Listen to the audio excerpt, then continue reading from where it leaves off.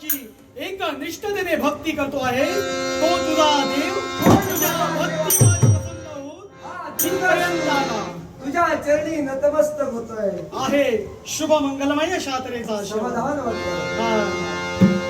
देवा मी तुझी एकनिष्ठतेने भक्ती केली अन्न पाणी त्यागलं शेवटी तू मूर्त स्वरूपात माझ्या समोर प्रसन्न झाला मग सांग रे दुर्गासुरा अशी कोणती इच्छा मनी बाळगून आमची एक निष्ठतेने भक्ती करतो आहे देवा हा. मनात एकच इच्छा हा. आहे तुझी एकनिष्ठतेने मी भक्ती केली मग मला वरदान हवं आहे तुला वरदान हो असं कोणतं तुला वरदान हवं अजिंक्य आणि अमर असं वरदान मला हवंय थांब दुर्गासुरा काय बोलून गेलास की अमरत्वाचं वरदान तुला हवं आहे दुर्गासुरा या विश्वामध्ये जो जो मनुष्य प्राणी जन्माला येतो त्याचा मृत्यू अटळ असतो त्यामुळे तुला आम्ही अमरत्वाचं वरदान देऊ शकत नाही देवा. कारण ते आमच्या देवतत्वाला कलंक आहे हा देवा, मला असं सांगते मी तुझी भक्ती केली तू माझा देव आहे मग एका देवाचं कर्तव्य कोणतं निश्चितच त्याच्या भक्तीवर प्रसन्न होणं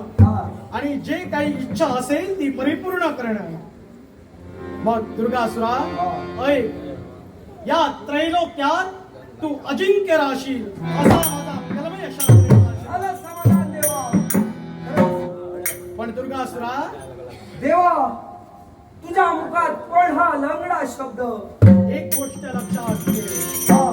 ज्यावेळी शिव भक्तांचा छळ होईल त्यावेळी एका स्त्रीकडून तुझा मृत्यू